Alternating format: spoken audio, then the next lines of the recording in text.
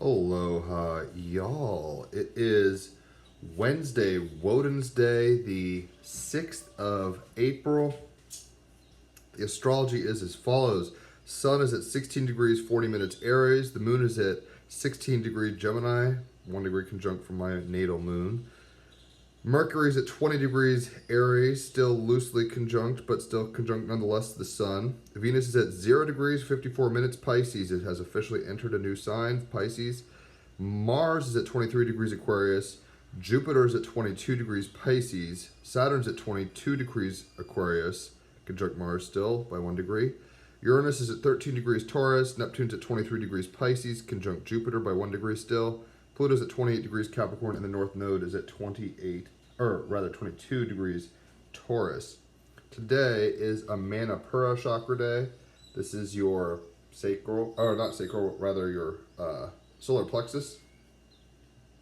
Solar plexus chakra day, and it's below the ribs, right below, above your belly button a little, and right below your ribs. You can feel kind of that power spot.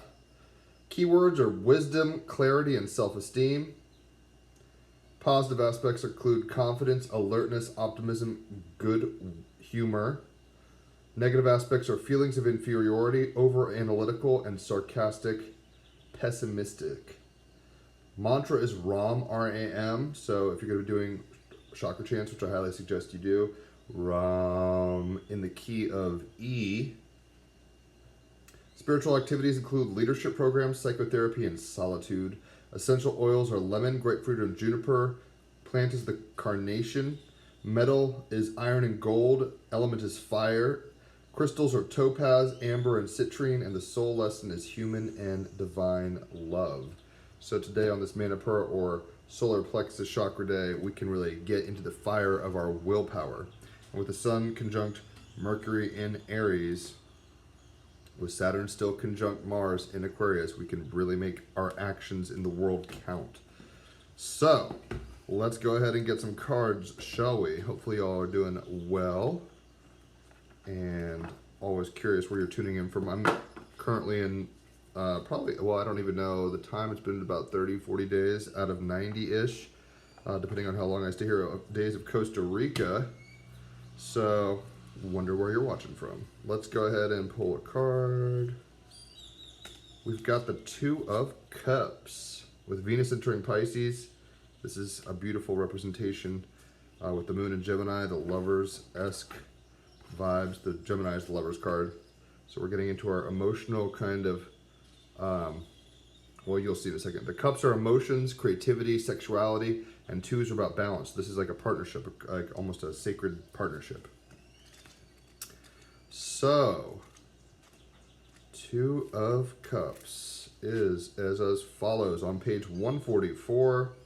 Two of Cups, radiating, it says, I merge with the beloved, right? Like I was saying, it's very kind of tantric. Radiating the pure essence of love, Venus in Pisces, practicing Tantra and Taoist beliefs.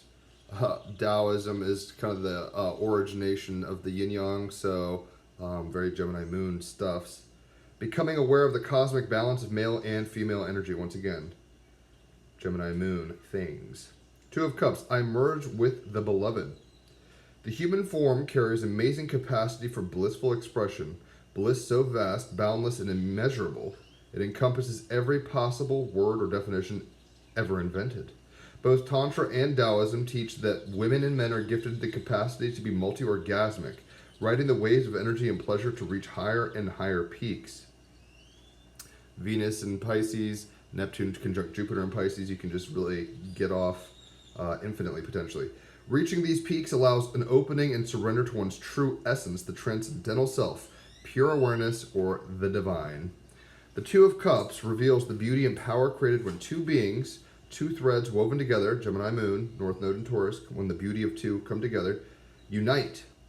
The art depicts the lovers in tantric union, dynamic sexual energy supported by the power of intention, conscious surrender, and the skillful use of breath circulating through their bodies, received and given at their sex and their hearts, joins the two in a unified circle of ecstatic color and light, blissfully bursting through them and out beyond. They sit incongruously next to a high brick wall, a hole in it revealing another reality. one that sits behind what is normally experienced and also a recurrent theme throughout the Starman. In that reality, we see the golden caduceus, spiraling snakes, ancient sacred emblems of rebirth, winding around the staff of Apollo, god of healing. The Ankh adorns the top, the ancient Egyptian symbol of life, fertility, and union of the male and female gods Osiris and Isis, earth and sky. This is surrounded by the cosmic dance and connectivity of intelligence, the neuron web. At the heart of Tantra lies the idea of awakening Kundalini, a feminine dynamic energy depicted as a serpent lying dormant at the base of your spine. This energy can be awakened by cultivating sustained sexual energy and circulating it with loving presence, opening to your eternal and spacious nature. Preserving the energy release of the small bodily orgasm, Kundalini is harnessed and shoots up the spine to the crown of the head where it radiantly explodes as light. It then showers the body with the healing rain of love, ecstasies of the soul or consciousness. The Two of Cups, reflecting the lovers, invites you to not only look at the potentialities of a sexual union outside in the world, but also to travel within, as without, so within. To become more conscious of the dynamic dance, embrace and play of the inner feminine and inner masculine energies that shape your life. Further, it seeks to make you aware of the potential dynamism and creativity birthed when two or more forces are drawn together, the union of entities or potentialities. These are ideas, talents, abilities, lovers, friendships, etc. This is, in essence, a magical key with which to manifest and live a powerful, radiantly creative life. Who you choose to spend your time with, exchanging ideas with, feelings, and energy will either greatly enhance your ability to make things happen or diminish it. So choose wisely. The Two of Cups, I merge with the beloved, radiating the pure essence of love, practicing Tantra and Taoist beliefs, becoming aware of the cosmic balance of male and female energy. So that's the energy of the day. And like I said, with Venus now entering Pisces, with Neptune and Jupiter conjunct in Pisces, with Saturn conjunct Mars in Aquarius, we have this ability to really re-engineer our reality. Not all that you see is, we see only so much. Our senses allow us only to perceive so much. There's an entire magical continuum, and when we see magical, it's almost a technology beyond human capacity, really, right? God, divine, whatever you want to call it. The structures of reality that are at multiple levels. Let's put it this way. Before we had the ability to see infrared, it existed. Our senses don't perceive it, but it exists. So there's things that exist outside of our perceptual realms, outside of our conceptual realms, even metaphysically. And we have the ability today, especially with the moon in Gemini, that's the lover's card, right? But the moon in Gemini and Venus now in Pisces, we have the ability to really kind of love ourselves and love ourselves some more, as Christopher Wittek would say, and find our inner balance. And if you're lucky enough to have a creative partner or a sexual partner outside of yourself, business partner, all that kind of stuff, but this is more about creative and sexual with the cups. Make sure that you show them it's your will and your desire, essentially, to raise up that Kundalini. So let's go ahead and with the North Node of Taurus, it's a beautiful thing. We came in this world to find partnerships and to find pleasures and unions that cause us to evolve. Let's get a clarifying card. We've got the Four of Swords, which is about, the swords are Gemini, Libra, and Aquarius. So if you're one of those signs, this naturally kind of resonates with you. The card of the day is the Cups. I forgot to say, if you're a Cancer, Scorpio, or Pisces, this is your suit, Cup. But with the clarifier of the Four of Wands, 2 and 4 are very balanced. They're symmetrical kind of numbers. This is more about being at rest, and this is more about, choices, but the choice of what? Polarity and balance. So with the Four of Swords, I'll read it briefly, what it means, but this is about taking a chill pill, kind of meditating on this reality. With the Gemini moon, our minds can actually get around this and rest in these things. I allow myself to rest in stillness, meditation, taking care of the mind as well as the body, resting before putting your plans into motion, right? So we're here to be creative, powerful. Imagine this as an individual, right, with their masculine and feminine sides, but also this can also, exist in the outer world as a relationship of two opposite poles, two sexes. I'm not going to get into the politics of, can gay people be polarized or whatever. It's not my place to even speak on that, really. But everybody has a masculine, everybody has a feminine, regardless of gender, regardless of sexual orientation. And we have the ability to rest deeply in that, to know that we have a willpower, the Manipura chakra, that will drive us, the fire of the Kundalini, through the waters of our being, the blood, bone, and spirit, the matter, we're mostly water, the matter of who we are, and we can rest in that. And honestly, just take a minute to kind of breathe that in. With Venus and Pisces now, we can breathe the dream of being more readily. We don't have to sit here. When it was in Aquarius, I think we were so much more worried about, like, how do I make things work? Where am I supposed to be? What am I supposed to be doing? And now that it's just kicked over into Pisces, even though Mars is still conjunct Saturn, and we're trying to hammer it out. We're like, who's my partner? What's the best position to be in? How do I break through the walls and barriers, right? North Node in Taurus is saying, take a chill pill. There's a lot going on in the world. Uranus in Taurus, Pluto in Capricorn. The world itself is changing and shifting, so we need to gather ourselves, gather our fire, so we don't like blow up and combust or have our fire go out, and be creative in the world with others. It doesn't have to just be sexual. It's like, this is people having a good meal, or you having a good meal yourself. People tend to look at this as a very sexual card, and it's not saying it isn't. It even shows people in sex, but this is internal as well as external, right? So rest in knowing that you have this capacity within yourself, whether you're single or in a partnership. We've got ancestors, the polar bear. Hopefully y'all can see this. I know it's a little bright on the Instagram side. So polar bear ancestors, number 26.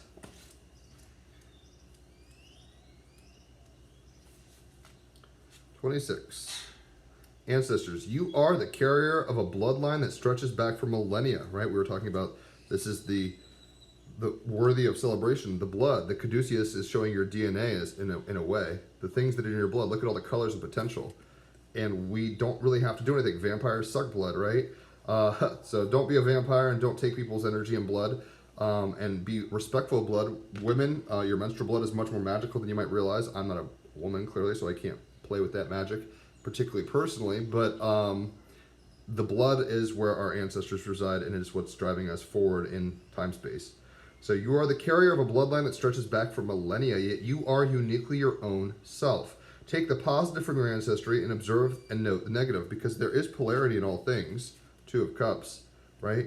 And we have to observe these things, the good and the bad and the ugly, and then make our choices about what we want to be doing. That, the fire of action. Aries conjunct Mercury. You are an individual. You're here to make a mark, but you're also part of a collective society, human history, the planet, the cosmos. Mars conjunct Saturn in Aquarius. So know your role, know your part, play your part. Take the positive from your ancestry and observe and note the negative. So alcoholism runs in my family, and it's like, well, I can note that we probably had a good time, and maybe even made whiskey or whatever in Scotland and stuff like that, Ireland. But maybe I shouldn't be partaking so much, personally. Family dysfunction stops here. Honor those in your family who honor you. It is a positive and natural action to individuate from our family on our own terms, right? And that's through our willpower. We have to become our individual selves through the fire of selfhood. But we're made to be balanced. You don't just want to be a rebel without a cause. And you're coming through the love of your parents. Or a sperm and an egg, even if you were, just some laboratory baby. I actually had the odd privilege of meeting a test tube baby in Michigan once. I was smoking weed with her, and we actually watched this weird National Geographic kind of episode on elephants and how they trampled people and stuff. It was zero chill. It was very weird energy. But the point is, even if you're artificially conceived, you're still needing masculine and feminine to make you the whole. So honor that, and honor yourself as well, both and. Moon in Gemini, both and. Mythos, Nanook, which means polar bear, and I can't read this, Inuktitut, of the Inuit nation, was the king of the white bears.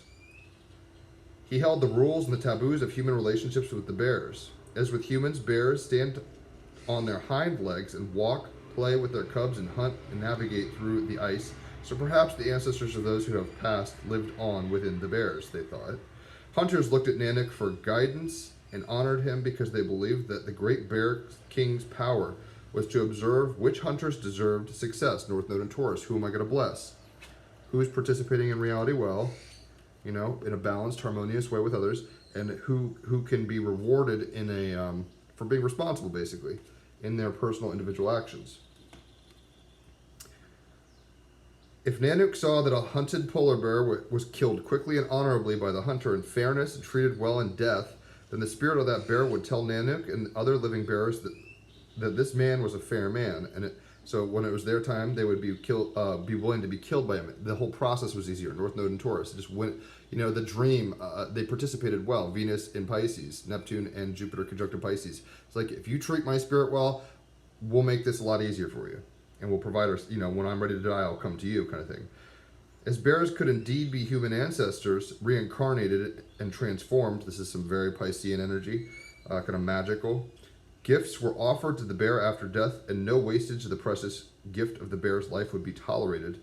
Every part of the bear would be used well. Saturn conjunct Mars in Aquarius. The skin for clothing and coverings, the meat for nourishment, and the bones for structures and for sled dogs. The skin and fur held special significance and would be displayed in a sacred area of the habitat, giving offerings suitable to whether it was a male or female.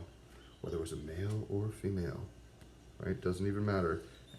The space was made. It almost looks like a, and I just realized there's a male. Well, I don't know if vampires are still considered male and a female in this.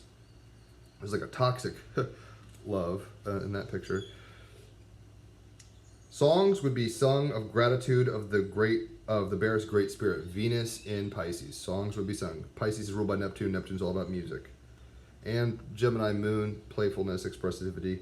If Nanook heard that the bear was mistreated or dishonored by the hunter, i.e. South Node in Scorpio, mistreated, kind of fucked up, and, shot for no reason, this could mean death, or not shot, I guess killed for no reason. This could mean death for the hunter. Death could come via a mauling by a bear and a killing in revenge, or through starvation from a lack of hunting success. So karma, right? You get what you give. So may your actions be righteous in this life, because you're going to get what you give. The animal. The polar bear is considered to be a marine mammal and weighs up to 700 kilograms. They have a distinctive thick coat. Let me shut this window. Here's these dogs. Still going. They have a distinctive thick coat of fur that is in fact not white at all. Their skin is black and their hairs are hollow. Interesting. Beautifully adapted for frigid conditions, polar bears have a thick body with thick layers of fat underneath and comparatively short legs and small ears and tail to minimize heat loss. Their feet are outsized and padded so they can travel over soft snow and ice over great distances. The skin on the feet pads have papillae, like the roughness on a cat's tongue, to help with traction on slippery ice and shifting snows. That's how they maintain their balance. Right?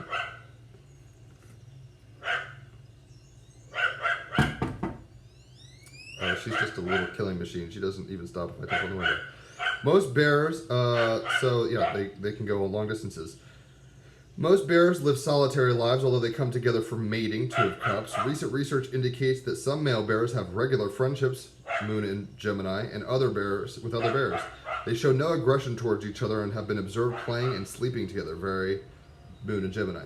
Unfortunately, the polar bear has become a symbol of the increase of global warming. As the ice caps melt and recede, the bears have less ice to feed from and have to swim great distances to find pack ice and food. Consequently, many are drowning or starving. And I'm not going to go into the politics of global warming right now, but just realize that the entire cosmos, the entire solar system is heating up right now. So this is part of the destiny of the polar bear at some level, but let's still be conscious and conscientious of our, let's try to be living in harmony. And may our actions bring peace and balance and stillness and righteousness, right, to all living things. The magic, while we're here. Polar bear magic is ancient, powerful, and profound. Should you wish to heal trauma of any kind, call upon this bear's energy to assist you.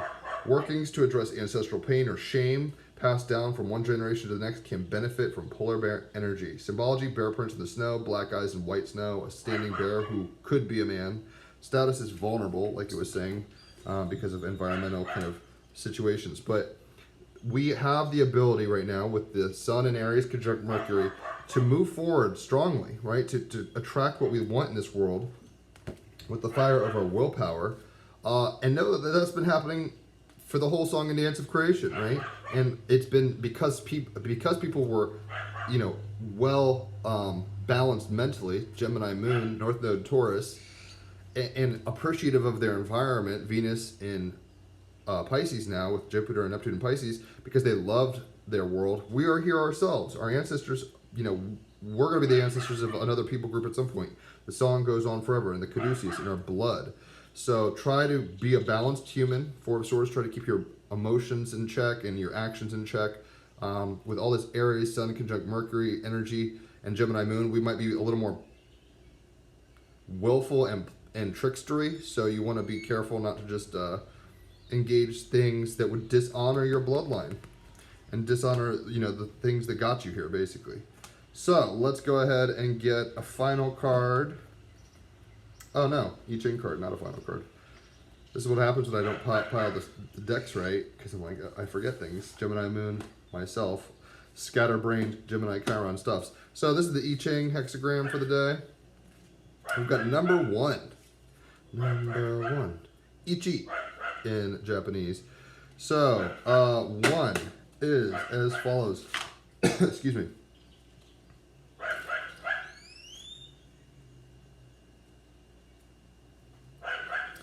The receptive, and that is very much this they're receiving each other, right? To be mentally receptive and balanced, to receive the blood of your ancestors, and the song line of the responsibility as an individual to be receptive in the world. There is no weakness associated with this card, right? Venus is now in Pisces, very receptive. It represents pure and integrated creative power, bringing into movement all things in the universe and human life. Two of Cups, your blood, ancestry. A time under this sign is full of inspiration and energy, leading to inner growth and worldly success. North Node in Taurus, Jupiter and Neptune conjunct in Pisces. Use the fortune of destiny with intelligence, so Jupiter conjunct Neptune in Pisces, with intelligence, Saturn conjunct Mars in Aquarius, with the Moon in Gemini. Like, use your head too, as much as luck and magic and fortune.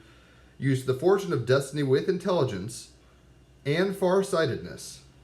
Ensure that your actions also serve to bring good fortune, right? That's what the whole Nanook thing was about. It's like, are your actions righteous? Are you honoring that all levels of life and reality around you? Or are you just stomping through like this selfish consumer who thinks it's all about you and you don't give a shit about other things?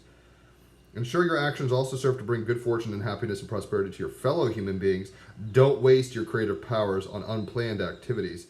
Four of Swords, right? Kind of keep it, you've got all this creative potential. You have the ability to create life and the ability to create art and poetry and music and dance. Venus and Pisces. You can play as a human in a very, almost anything is possible, Gemini Moon, but you want to do that in a valuable way, North Node and Taurus, because that's what our ancestors did to get us here. Now you can achieve even your highest goals. Saturn conjunct Mars in Aquarius. Like, make it so. You need to organize your powers, North Node in Taurus. Behave honestly, right? Four of Swords, where it's just like be integrous and balanced. And keep stable. Two of Cups, balance. Four of Swords, balance. The more trust you have in your own powers, the stronger you will become, right? So the power as an individual is there. So don't just be like, well, I'm nothing.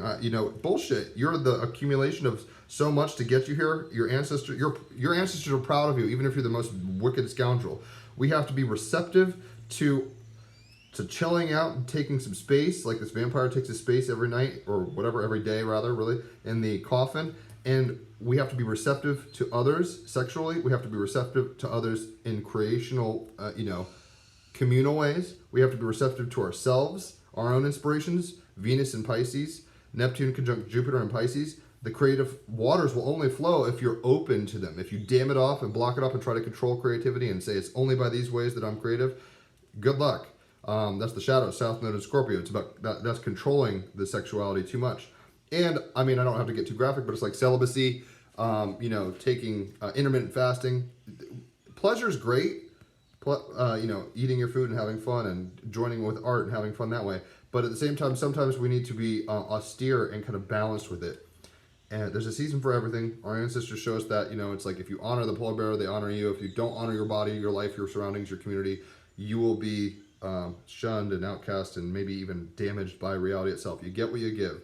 So be receptive to the universe right now. With the Moon in Gemini, you can be receptive emotionally and at an intellectual level. You can actually process your emotions well. And with the Sun and Mercury conjunct in Aries, we can be receptive to the actions we need to be taking for what? North Node in Taurus, the highest good of value for all. Not just you as an individual, but also your offspring or the community you find yourself in.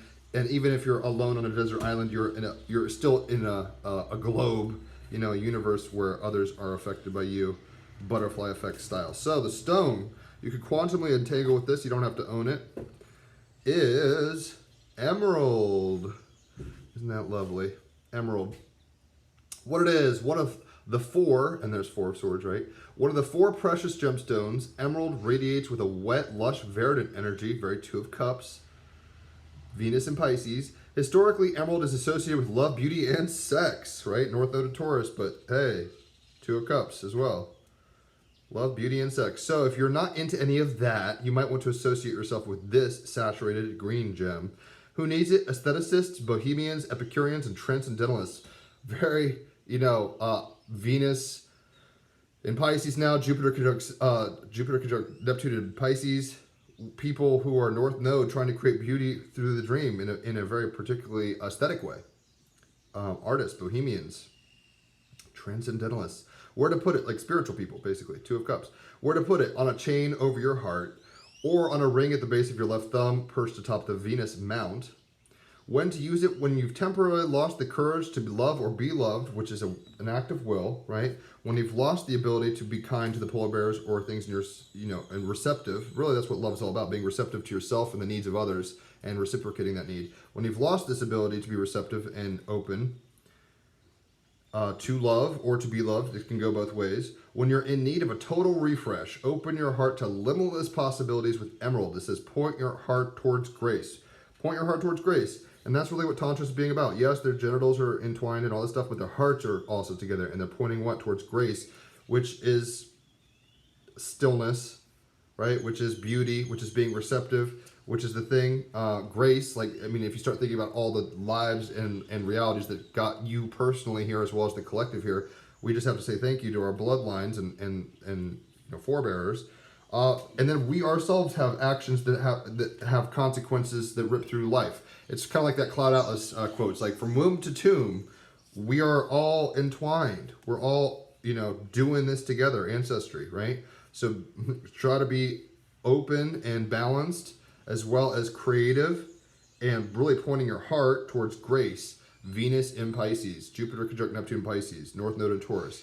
Be receptive. With all this kind of masculine energy, Aries Sun, Mercury conjunct Mars conjunct Saturn in Aquarius, that's a lot of powerful masculine energy. So the waters of the receptive, North Node in Taurus, and even the moon in Gemini is masculine technically. So even though, you know, Hermes was a hermaphrodite and Gemini's binary, I guess you could say both and, but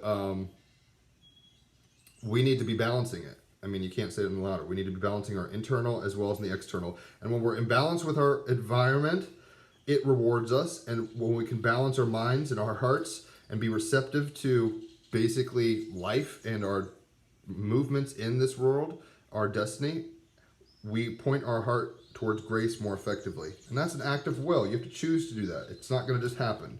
Sometimes grace happens, right? Sometimes it's just like, holy shit, I'm being nice today. And then sometimes you're like, I'm really upset, but I have to choose to not get angry and lash out. Mars and Saturn being too severe. Mars conjunct Saturn, rather, in Aquarius, being too severe with others. Or Aries Sun conjunct Mercury, just kind of lashing out when you're angry. It's like, oh, I fucking hate that bear, I'm gonna go kill it. So, well, guess what? You might get mauled by a bear later on. So we need to be the change, right? Be the change by being receptive, by being balanced mentally, by coming into inner harmony, which thus creates outer harmony, and really kind of pointing ourselves, orienting our hearts, North Node in Taurus, our value, with grace.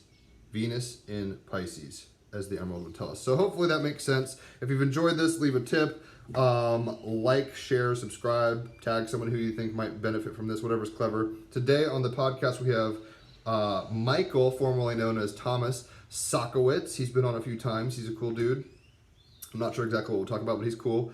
We're at 275 plus episodes on the Team Rabbit Hole podcast. So if you haven't checked it out, fucking check it out. We've had Rupert Sheldrake and Richard Rudd and Stacey DeMarco. She just did one of these Gene Keys cards, the animal card. She did this deck. We've had Starman Tarot guy, the first deck I showed you. right? David DeAngelis. We've had a bunch of people. So, and if you ever want to come on the podcast, holler at me and we can maybe make that happen if you want to tread those waters. It's a lot of fun. So check out the podcast. If you want a reading like this, $33 for an hour of cards, $88 for 3 hours of astrology. You'll become a little astrologer yourself. $111 for both, so that's like 4 hours, 4 or 5 hours usually. It's a whole little shindig, but it's well worth the value, North Node and Taurus. I'm only 5-star rated, so you know you'll get your money's worth, and we'll have a good time. I am a Gemini Sun and Moon. So, yeah, check out the podcast, Holler for readings, and ultimately, guys, get in your feels today. With Venus in Pisces now, with the Moon in Gemini, we can play, we can kind of realize where we're not balanced, we can be grateful for where we've come from, we can be receptive to life. We should move through with style and grace, pointing our hearts through action, through the choice of pointing your heart towards grace and basically doing unto others, because that is how the whole dream seems to work. I will catch y'all on the flip side. Enjoy your Woden's Day. Bye.